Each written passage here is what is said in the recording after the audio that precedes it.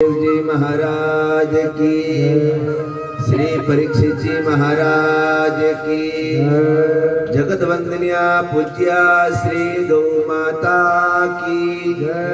ओम नमः पार्वती पतये हर हर हर महादेव।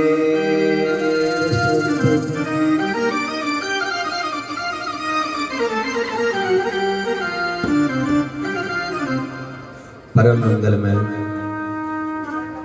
परात्पर अखिलेश्वर अकारण करुणावरुणालय भक्तवांछा कल्पतरु तद्युदित विनिंदित पीतांबरधारी नंद नंदन यशोदा नंदन ब्रजेश नंदन कर्तुम अकर्तुम श्री बाल कृष्ण लाल की वांग्मयी प्रतिमूर्ति श्रीमद् भागवत महापुराण में उपस्थित प्यारे प्रभु प्रेमियों, भक्तवती वात्सल्यवती करुणामती माताओं एवं बहनों, आइए आप हम सब मिलकर के भागवत जी की सप्तम दिवस की अंतिम दिवस की कथा में प्रवेश करते हैं। देखिए, कल आपसे एक निवेदन किया था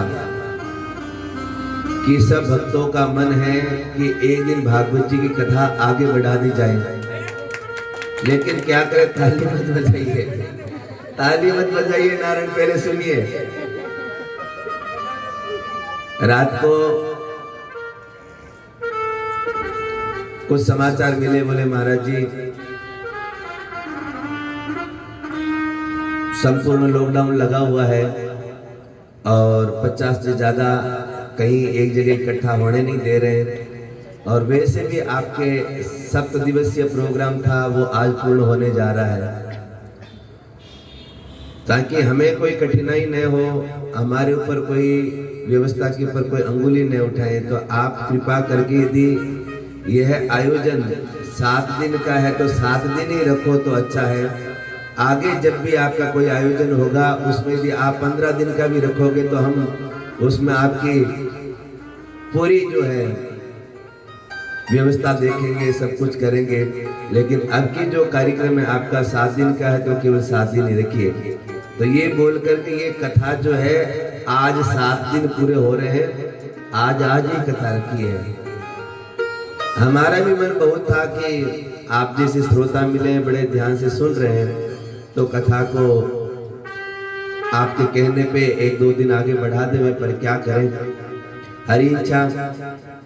वैसे तो भागवत क्या बताए, नारायण भगवत स्वरूप है और भगवान का आदि और अंत का कहाँ आप हम सब पता लगा सकते हैं।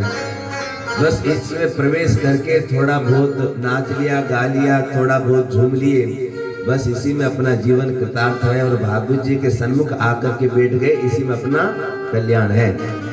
तो आगे कभी मन बना, ठाकुर जी की कृपा बनी तो खूब 7 दिन का कहेंगे तो 8 दिन का कहेंगे तो 9 दिन का कहेंगे। तो मेरा तो मन बन रहा था कि आपको पाक्षिक कथा सुनो, एक पक्ष की कथा जिसमें विस्तार पूर्वक कथा आपको कह सकूं। तो कभी ठाकुर जी की मर्जी होगी तो आपको जरूर पाक्षिक कथा सुनाएंगे। अभी तो चलिए अपने सप्तम दिवस की कथा में प्रवेश करते हैं। कल के दिव्य प्रसंग में आप लोग श्रवण कर रहे थे भगवान के प्रेम की चर्चा, जहां भगवान ने वेणुनाद किया और वेणुनाद को सुनकर के समस्त गोपियां भगवान के समीप आईं और अभिमान होने के कारण भगवान उनसे अंतर ध्यान हो गए। फिर गोपियों ने तड़प करके भगवान को पुकारा गोपी गीत के माध्यम से और फिर भगवान प्रकट हुए। भगवान प्रकट कब हुए? देखिए, एक मैं आपसे बात करना चाहता हूं कि प्रेमी वो नहीं जो अपनी अपनी व्यथा सुनावे कि आपको पता नहीं है मेरे बगैर आपके बिना मेरा समय कैसे निकल रहा है, आपके बिना मुझे कुछ भी अच्छा नहीं लग रहा, मेरा मन तो करता है मर जाऊं, मेरा मन करता है ये हो जाए। वो नहीं, अपने बारे में मत सुनाइए। प्रेमी ये आप तभी हो जब आप स्वयं प्रेमी के बारे में सोचो कि मेरा जो प्रेमी है चाहे कहीं रह रहा हो, हैं? चाहे जोधपुर रह रहा हो, चाहे नोखा रह रहा हो, चाहे भीलवाड़ा रह रहा हो, चाहे आसाम भी क्यों न रह रहा हो, हैं? बस मेरा प्रेमी सुखी रहना चाहिए, मेरा जो अपना है वो खुश रहना चाहिए। बस प्रेमी के बारे में जो जब अपने असल प्रेमी तो वो है, और अपनी व्यथा तो सभी कहते हैं, महाराज मारा गोडा गणा दुखे, महाराज मारो मातो गुणों दुखे, महाराज मारी कमर गुण। अरे महाराज ने महाराज ने सुनो, पर महाराज ने तो देखो कि दुखे कि नहीं दुखे है? तो गोपियों ने पहले तो अपनी व्यथा सुनाई, हे प्रभु आपके बिना हम जीना नहीं चाहते, मरी जाना चाहती है, लेकिन क्या करें, तब कथामृतम तप्त जीवनम, आपकी कथा रूपी अमृत है, ये हमें मरने नहीं देती। तब राधा रानी ने कहा, अरे आप हम सब मिलकर के अपनी अपनी व्यथा सुना रहे हैं, कहीं भगवान के बारे में तो देखिए, भगवान के चरण कितने सुकोमल है नारायण, हैं? और इस जंगल में ये पथरीले कंकर, न जाने भगवान कहाँ कहाँ घूम रहे हैं, और इतने सुकोमल चरणों को लेकर के आज भगवान की क्या दशा होगी। तेनाटवी मतसितद व्यतते न किस्मित, हे प्रभु आपके चरण कमलों को आप ख्याल रखिएगा नारायण, हम तो जैसे तैसे अपना समय व्यतीत कर लेंगे। भगवान प्रकट होकर के और गोपियों के साथ में रास रचाते हैं नारायण। रास रचाने के बाद में कामदेव के ऊपर विजय प्राप्त की। कहां पर विजय प्राप्त करने की लीला का नाम है रास लीला। उसके बाद में भगवान का मन बना, चलो जिस कार्य के हेतु आए थे, जिस कार्य हेतु आए थे वह कार्य तो पूर्ण होना चाहिए। धर्म संस्थापनार्थाय संभवामि युगे युगे, धर्म की स्थापना करने के लिए, अधर्म का नाश करने के लिए। अधर्मी तो महाराज जो मामा जी है वो तो अभी तक जिंदा बैठे कंस, तो भगवान का मन किया कंस को मारने का। तो देखिए मैंने पहले दिन की कथा में कहा था ना कि भगवान का मन कौन है, कौन है मन? नारद जी महाराज। और अपना मन कौन है बोलिए ना, अपना मन भी नारद नारायण कहाँ टिकता है? जो एक जगह नहीं टिके वही तो नारद है।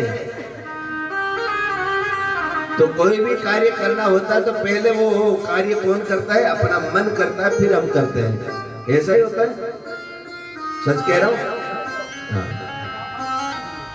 तो आज भगवान का भी मन हुआ कि कंस का उद्धार होना चाहिए, तो नारद जी को आगे कर दिया। नारद जी पहुंचे कंस के राजमहल में। कंस ने बड़ा सुंदर स्वागत किया और स्वागत करके कहा, महाराज बड़े दिनों के बाद में आए, बड़ी व्यथा में हूं। नारद जी ने पूछा, कैसी व्यथा? बोले, महाराज क्या बताऊं, जितने भी राक्षसों को भेजता हूं ना कन्हैया को मारने के लिए, एक भी जीवित नहीं लौटता, सब के सब वहीं मर जाते हैं। अब आप ही कोई उपाय बताइए भगवान। हे नारद जी आप ही कोई उपाय बताइए कि कंस को कैसे मारूं। तो नारद जी ने कहा, एक काम हो सकता है। बोले क्या?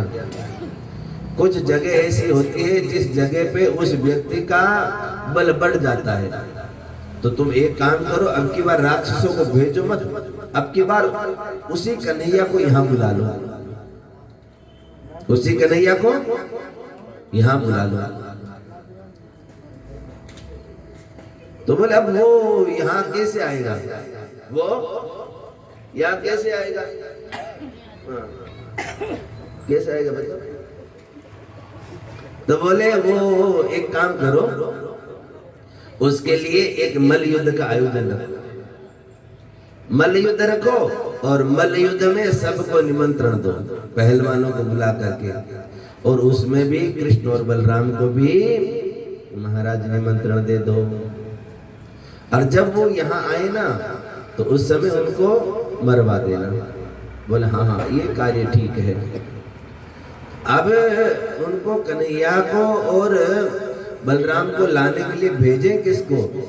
तो बोले है ना अक्रूर जी महाराज, अक्रूर जी महाराज को भेजिए, अक्रूर जी के संग अवश्य में आएंगे।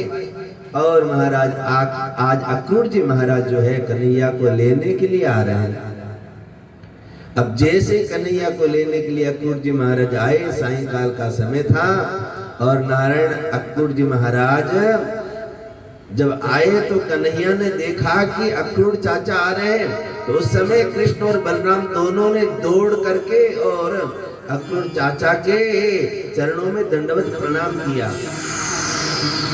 हाँ, दंडवत प्रणाम किया और कहा काका जी क्या बात है, आज बड़ी कृपा की आपने, आज हमें दर्शन दे दिया, किधर से आए हो?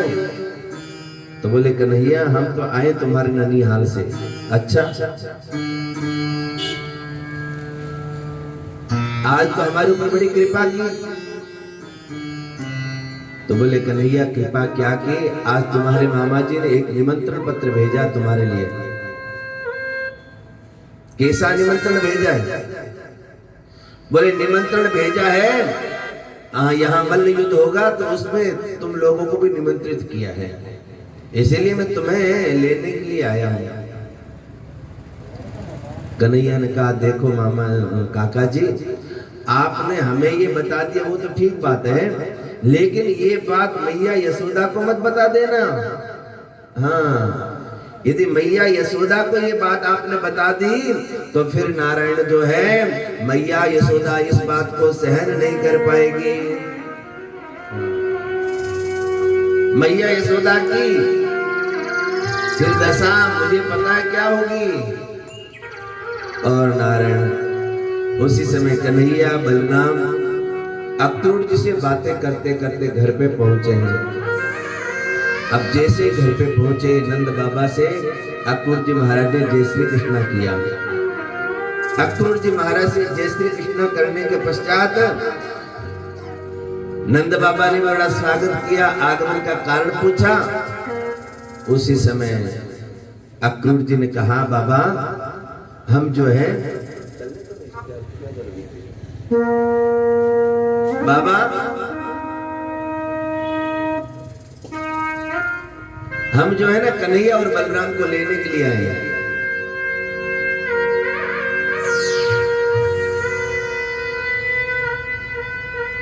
और महाराज दरवाजे के पीछे मैया खड़ी यशोदा ने सुन लिया कि ये अक्रूर जो है ना मेरे कन्हैया को, मेरे लाला को लेने के लिए आया है। और नारायण उसी समय क्या होता है, मैया यशोदा की तो जमीन खिसकने लगी पैरों के तले से। हे भगवान, सुबह होते ही मेरा लाला मुझसे दूर हो जाएगा। आज सायंकाल के समय में मैया ठाकुर जी को स्नान करवा रही है, कन्हैया को स्नान करवा रही है और स्नान करवा करके और जो है उनको अच्छे वस्त्र पहनाया है। वस्त्र पहना करके बाल बनाए हैं। बाल बनाने के बाद में इतना श्रृंगार किया, इतना श्रृंगार किया कि कभी भी इतना समय नहीं लेते वो बाल श्रृंगार करते समय। और नारायण उसी समय कहते हैं आज कन्हैया को भोजन करवा रही है अपने हाथों से और मैया विचार कर रही है क्या पता कल मैं भोजन करवा पाऊं कि नहीं करवा पाऊं। कल भोजन मैया विचार कर रही है कन्हैया को कल भोजन करवा पाऊंगी कि नहीं करवा पाऊंगी। अपने हाथों से प्रेम पूर्वक भोजन करवा रही है और रात्रि काल में कन्हैया को सुलाया है। मैया संग में सो गई, लेकिन आज की रात की नींद तो मैया की उड़ चुकी। क्या पता पुनः कन्हैया मेरे संग में कब सोएंगे। एक हाथ मैया जो है कन्हैया के ऊपर सहला रही है और आंखों से टप टप टप टप टप टप करके अश्रुपात बह रहे हैं। अब तो मैया को ऐसे लगने लगा मानो, अब तो मैया को ऐसे लगने लगा मानो अब कन्हैया सो गए। और मैया यशोदा धीरे से उठ करके एक खंबे को पकड़ करके रुदन करने लगी, रोने लगी और विचार करने लगी, हे भगवान, आज जितना जी भर के मेरे कन्हैया को देखना है उतना जी भर के मेरे कन्हैया को देख लूं, न जाने कल क्या होगा।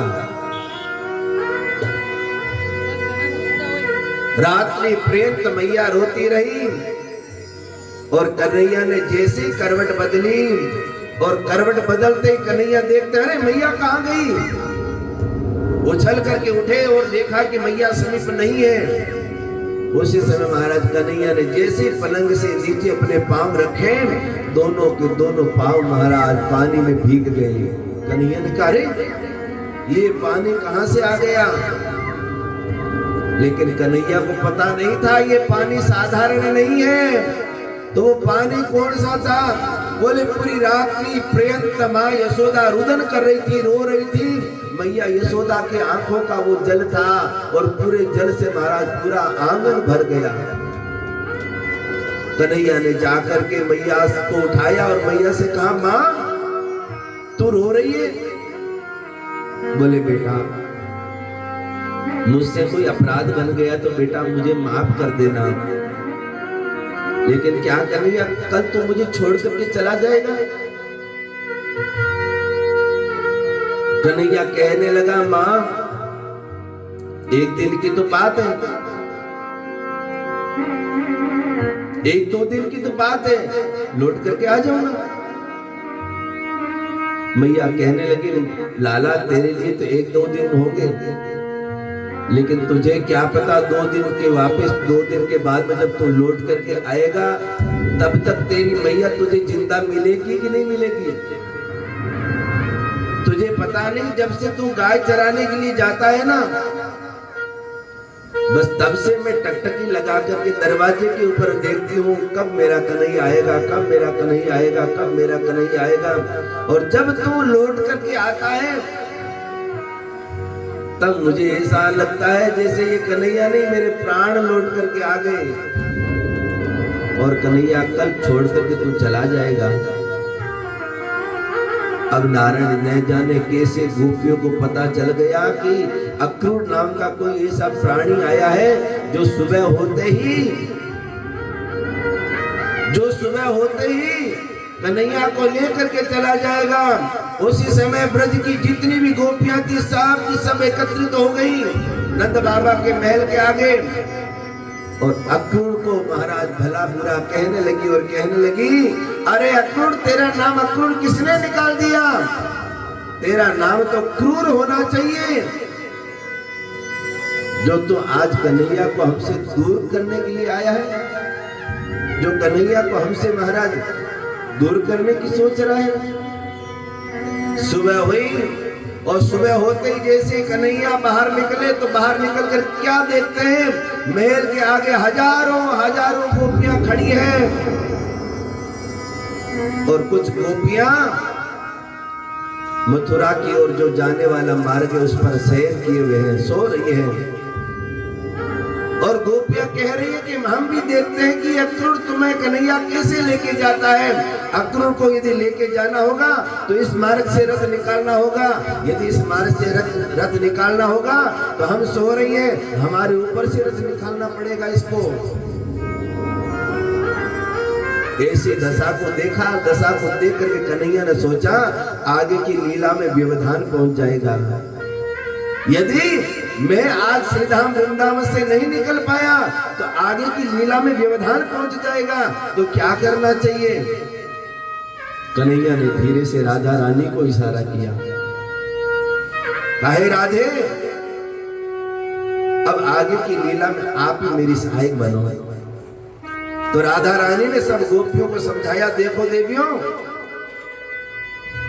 तुम क्यों रुदन कर रही हो, तुम क्यों रो रही हो, इसीलिए ना कि कन्हैया हमसे दूर जा रहे हैं।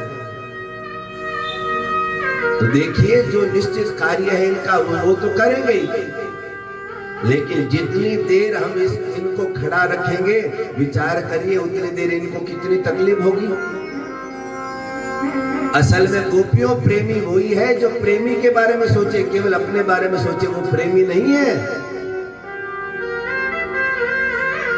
ज्यादा विलंब करोगी तो धूप निकल आएगी, और जब धूप में कन्हैया जाएंगे तो विचार करिए गोपियों उनको कितनी तकलीफ होगी। राधा रानी की बात को सुन करके समस्त गोपियों ने मार्ग को महाराज खोल दिया। आज कन्हैया अक्रूर जी के साथ में जैसे ही रथ में बैठने लगे, उसी समय मैया भागती आने लगी। मैया कहने लगी कन्हैया कन्हैया कन्हैया रुको रुको रुको रुको रुको। कन्हैया ने कहा मां क्या हुआ? आज मैया यशोदा कन्हैया के आगे हाथ जोड़ करके निवेदन करती और कहती है बेटा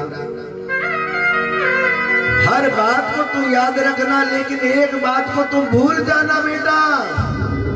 कन्हैया ने कहा कौन सी बात मैया? बोले छोटे से एक माखन के मटके को फोड़ने के कारण मैंने तेरे को उखल के बांध दिया था बेटा, उस बात को तुम भूल जाना। और हो सकता है मेरे जीवन की सबसे बड़ी गलती वही हुई थी, इसीलिए तो मुझे माफ कर देना। कन्हैया कहने लगे मैया मैं हर बात को भूल सकता हूँ, लेकिन तेरे उस प्रेम के बंधन को, तेरे उस प्रेम के बंधन को कदापि नहीं भूल सकता। और मैया को हृदय से लगा करके कन्हैया महाराज जो है रथ के ऊपर बैठे हैं। अब जैसे ही रथ के ऊपर बैठे और रथ आगे जा रहा है, जाते जाते जाते जाते महाराज मैया यशोदा टकटकी लगा करके रथ को देख रही है। अब रथ दिख रहा है, तब तक तो टकटकी लगा करके रथ को देख रही थी। अब रथ दिखना बंद हो गया, केवल रथ की ध्वजा दिख रही है। टकटकी लगा करके महाराज ध्वजा को देखने लगी। अब तो ध्वजा भी दिखनी बंद हो गई, तो महाराज रथ के द्वारा जो धूली उड़ रही है उस धूल को देख रही है। अब जब धूल देखना ही बंद हो गई तो यशोदा मैया धड़ाम से नीचे गिर गई। एक क्षण के लिए मूर्छित हो गई। इधर अक्रूर जी को भी लगने लगा हे भगवान मैं क्या काम कर रहा हूँ, मैं बहुत गलत कार्य कर रहा हूँ। आज गोपियों के कहने के बावजूद मैं कन्हैया को लेकर आया हूँ। तो अक्रूर जी के भी भाव जो थे ना वो बदल गए। भगवान को लगने लगा कि अक्रूर चाचा ने भी अभी तक हमें पहचाना नहीं है। तो उसी समय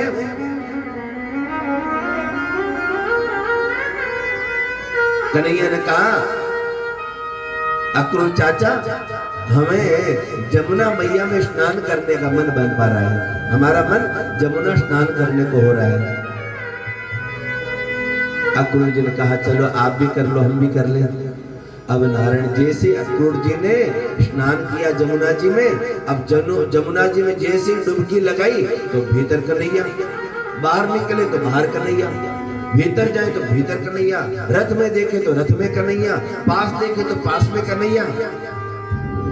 अक्रूर जी समझ गए ये साधारण प्राणी नहीं है, ये तो साक्षात जगत पिता जगदीश्वर है। अब अक्रूर जी महाराज निर्भय हो गए। और सज्जनों पता है पूरी मथुरा में कंस ने सबसे कह दिया था कि कोई भी कन्हैया का स्वागत नहीं करेगा, कोई भी उसकी जय जयकार नहीं करेगा, कोई भी उससे मिलेगा नहीं। लेकिन सज्जनों जितने भी मथुरा के लोग थे ना वो सब के सब कन्हैया की प्रतीक्षा कर रहे थे कि कब कन्हैया आवे, कब उनके दर्शन पाए। कंस ने मना कर रखा था, लेकिन जैसे ही कन्हैया ने मथुरा में प्रवेश किया और प्रवेश करते ही कहते हैं कि छात के ऊपर सब मथुरा की नारियां चढ़ करके भगवान का दर्शन करने लगी, पुष्पों की वर्षा करने लगी। और देखिए पहले के समय में श्रीधाम वृंदावन जो था ना, पहले के समय में श्रीधाम वृंदावन जो था वो गांव की तरह था, और मथुरा जो था ना, वृंदावन की तुलना में मथुरा शहर था। गांव का कोई व्यक्ति जब शहर में जाता है ना तो उसको यूं पहनावा वगैरह ये सब अजीब लगता है कि अरे हाँ यहाँ तो कितनी सुविधा है, गांव में तो कोई सुविधा ही नहीं। तो नारायण जैसे ही कन्हैया वहां पहुंचे ना, तो पहुंचते ही वो सब दृश्य देखा, वहां बड़े बड़े महल देखे, अच्छी अच्छी सड़कें देखी, लोगों के अच्छे अच्छे वस्त्र पहने हुए देखे, और सब सखाओं ने कहा कन्हैया, सब सखाओं ने कहा कन्हैया देखो यहाँ कितनी सुविधा है, कितने लोगों के अच्छे अच्छे वस्त्र पहन रखे हैं, कितने कितने अच्छे वस्त्र पहन रखे हैं।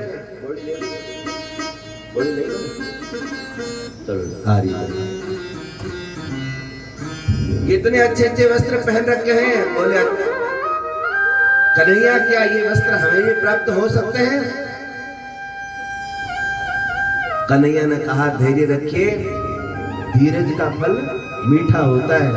हाँ धीरज रखो, धीरज का फल मीठा होता है। समझ सको तो इतने में समझ लो, इसीलिए तुम निश्चिंत रहो। अब नारायण एक धोबी मामा की दुकान थी, धोबी मामा की दुकान पे कन्हैया पहुंचे, और पहुंच करके धोबी मामा से कहा, धोबी मामा ये वस्त्र हमारे सखाओं को पसंद आ गए, नेक हमारे सखाओं को ये वस्त्र पहना दीजिए। अब धोबी मामा ने कहा ग्वारिये कहीं के, कभी सपने में ऐसे वस्त्र देखे हैं? निकल जाओ यहां से।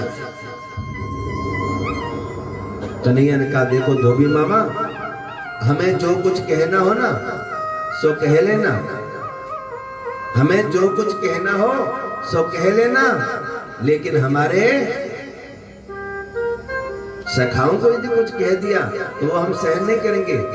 भगवान कहते हैं मुझे चाहे 1000 गाली निकाले मुझे मंजूर है, लेकिन मेरे भक्तों के प्रति कोई कुछ करता है तो फिर वो हमें मंजूर नहीं है। और उसी समय नारायण धोबी मामा ने कहा क्या कर लोगे? तो कन्हैया ने एक ऐसा मुष्टिका का प्रहार किया, धोबी मामा हरिओम तत्सत, वहीं मर गए धोबी मामा। और सखाओं से कहा एक एक जोड़ी कपड़े उतार लो, ले लो यहाँ से। सब ने महाराज एक एक जोड़ी कपड़े वहां से लिए और सब ने पहन लिए। अब जो कंस के जो महल में रहने वाले थे ना, वो तो जरा मोटे ताजे थे, और भगवान के जितने सखा थे सब दुबले पतले थे। अब सबके बाहें देखे तो यूं लटक रही हैं। तो सबने कहा कन्हैया ये क्या है? तो बोले चिंता मत करो, केवल अपने धोबी मामा ही नहीं है यहाँ जान पहचान के, तो अपने यहाँ दर्जी मामा भी है। ननिहाल में जो होते सब मामा जी होते, दर्जी मामा, धोबी मामा, तेली मामा, नाई मामा, सब मामा ही होते। तो दर्जी मामा के समीप भगवान गए और कहा हमारे सखाओं के जरा वस्त्र ठीक कर दो। दर्जी मामा ने तो धोबी मामा की दशा देख रखी थी। जब धोबी मामा की दशा देख रही है तो फिर यूं क्यों कर रहे हो? अब जैसे धोबी मामा की दशा देखी, दर्जी मामा ने कहा हाँ कन्हैया ला तेरे वस्त्र तो सबसे पहले ठीक करता हूँ। और महाराज उनके वस्त्र एकदम फिट कर दिए। सबने महाराज सुंदर वस्त्र पहने, आहा बड़े अच्छे लग रहे। आप तो शहर के लोग जैसे वस्त्र पहनते हैं वैसे से वस्त्र पहने हुए सब सका यूं कर रहे हैं। कभी महाराज वस्त्रों को यूं कर रहे हैं, कभी हाँ कन्हैया बड़े अच्छे लग रहे हैं वस्त्र, हैं बड़े अच्छे लग रहे हैं वस्त्र।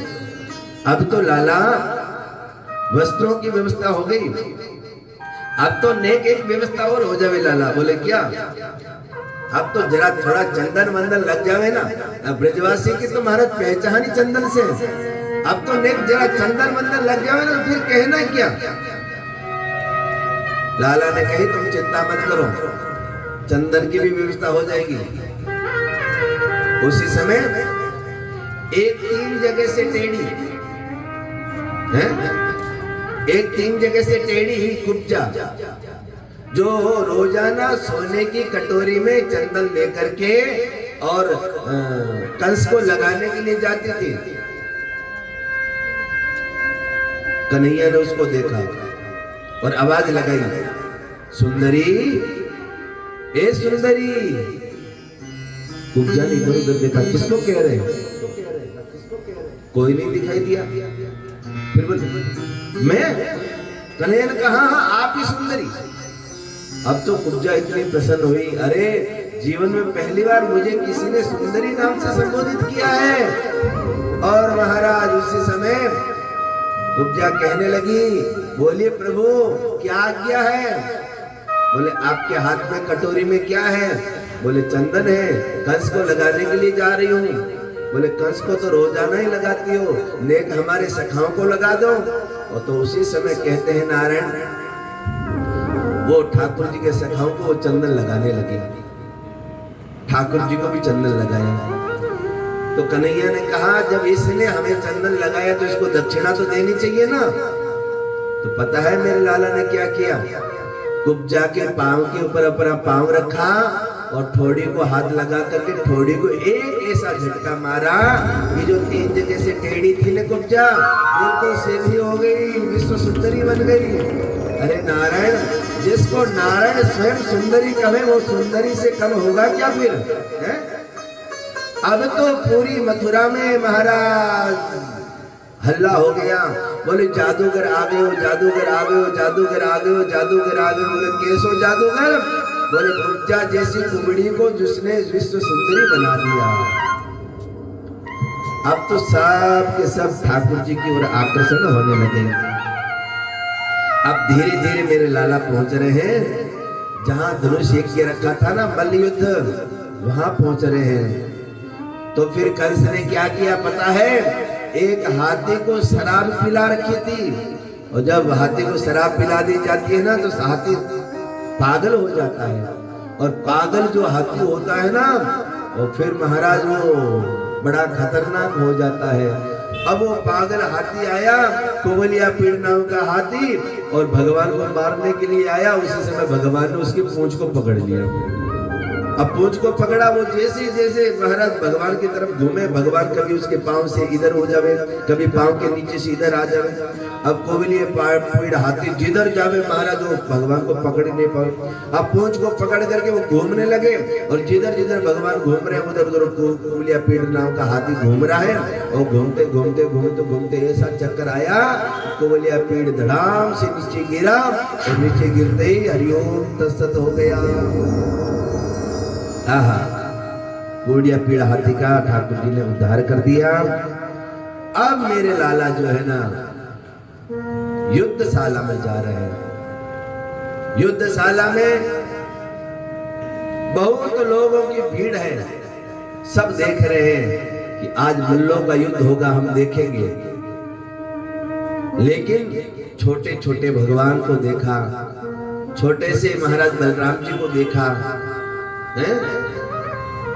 छोटे से बलराम जी को भगवान को देखा, और देख करके सब माताएं कहने लगी, हे भगवान, कंस कितना अक्रूर है, ये छोटे छोटे बालकों के साथ में युद्ध करवाएगा बड़े बड़े मल्लों का। तो सब माताएं दुआ देने लगी।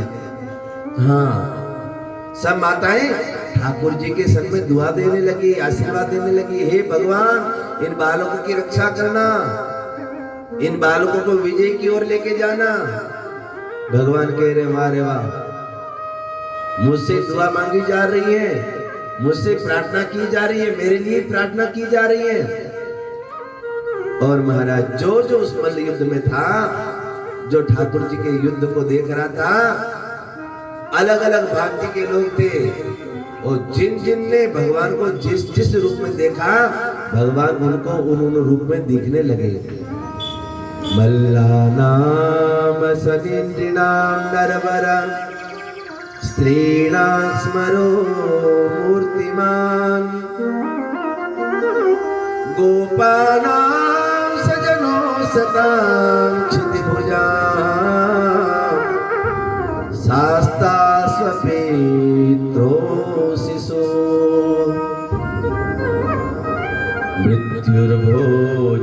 लभते विराड विदुषाम तत्त्वं परम योगिनो वृष्णीनां परदेवतेति विदितो रंगं गतः साग्रज मल्ला नाम सदी नृणाम नरवर। मल्लों को भगवान किस रूप में दिख रहे पता है? मल्लों को ऐसे लग रहा है मानो ये बालक नहीं है, हमारा सनी है, हमें 7.5 लग गई। मल्ला नाम सनी नृणाम नरवर स्त्रीणा स्मरो मूर्तिमान। जो वहां स्त्रियां बैठी थी और जिन जिन स्त्रियों ने जिस जिस भाव से ठाकुर जी को देखा, उन्होंने स्त्रियों को ठाकुर जी उसी रूप में दिख रहे। जाकी रही भावना जैसी प्रभु मूरत तिन देखी तैसी। जिसकी जैसी भावना रहती है ना नारायण, वो फिर सामने वाले को वैसे ही देखता है। सोचता बस मैं जैसा सोच रहा हूं ना, शायद ये सामने वाला वैसा ही होगा। जाकी रही भावना जैसी प्रभु मूरत तिन देखी तैसी। और नारायण जो जो नारी जिस जिस भाव से कन्हैया को देख रही थी, काम भाव से देख रही थी, उनको कन्हैया कामदेव के रूप में दिख रहे थे।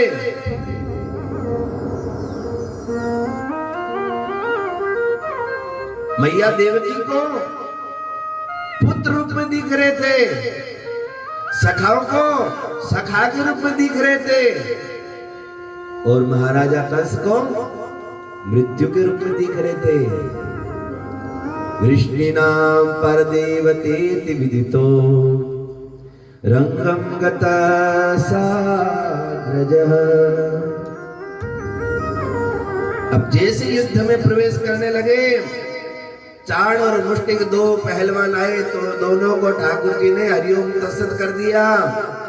और जैसे ही कंस की ओर बढ़ने लगे, जिस सिंहासन के ऊपर कंस बैठा था, कन्हैया ने छलांग लगा करके उस मंच के ऊपर जा करके और कंस मामा के बाल पकड़ लिए।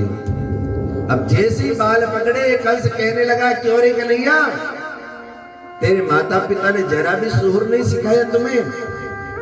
जरा भी सुहुर नहीं सिखाया कि मामा के साथ में कैसा व्यवहार करना चाहिए?